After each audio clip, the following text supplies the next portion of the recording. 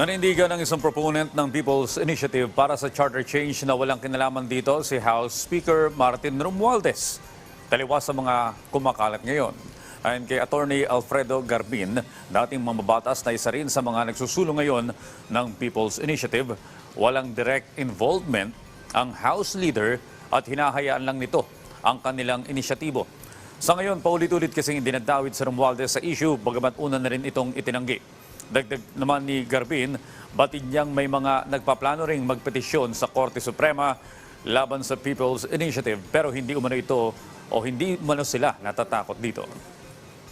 That's part of the democratic process.